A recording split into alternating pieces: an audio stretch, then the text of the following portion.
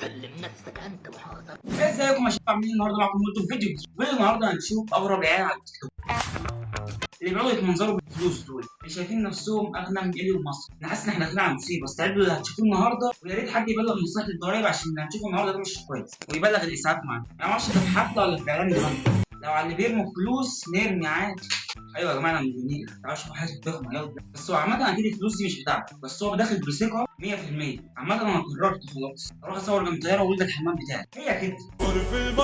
تاني فيديو معانا واحد سارق فلوس الجمعيه بتاعت امه وطلع يعمل فيديو بيها ويقول لك دي فلوسي، بس كلنا عارفين اللي فيها. صور لك الفيديو وروح رجع الفلوس بسرعه على المحفظه، لان انت بتقول ده مصروفك وده مصروف ميزانيه دوله وميزانيه مسلسلات رمضان. انا فاكر ان مصروفي كان 2 جنيه وكنت بحس نفسي ايلون ماسك.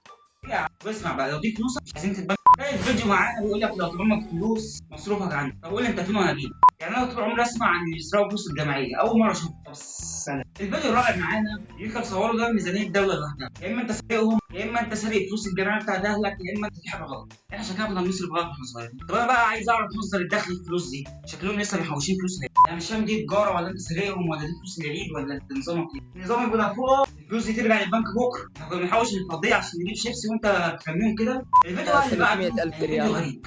300,000 مين يا ابن الكلب؟ انت لو معاك 300,000 ريال هتنزل مصر ليه اصلا؟ بس ما نلزمش الراجل يا جدعان. انا مقتنع بكلامه بصراحه، مقتنع انه اكبر ممثل في العالم. لو الفلوس دي حقيقيه يبقى انا كريستيانو رونالدو. ده شكل ورق تصوير انت ماسكه عمال ترميه. يا سلام.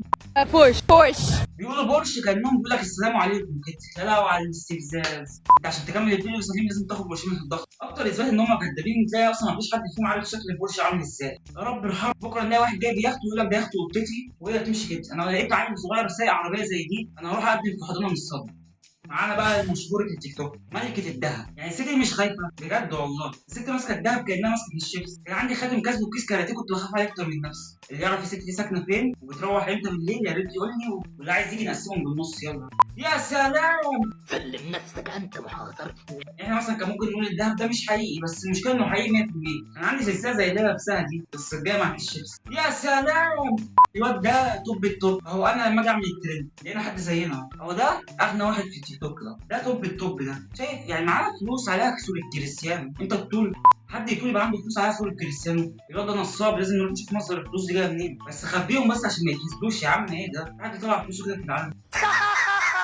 طب بص بقى، كفايه حرق الدم لحد هنا. انا هسيب اليوتيوب واروح استعرض فلوس اللي هي مش موجوده. واللي عايز جزء تاني من الفيديو ده يكتب لي تحت في الكومنت. عايز اشوف اغنى طفل في المجره. واحد مش ضد ان هو يبقى غني بس ما يطلعش يستعرض فلوس. ما هو بصراحه لازم لسه جايبهم منين عم الجوش. انا هروح بقى افكر في المليون مشترك اللي لسه جايبهم وانتوا هتشتركوا. الفيديو ده لو وصل 100,000 لايك انا هعمل الجزء الثاني بكره. سلام.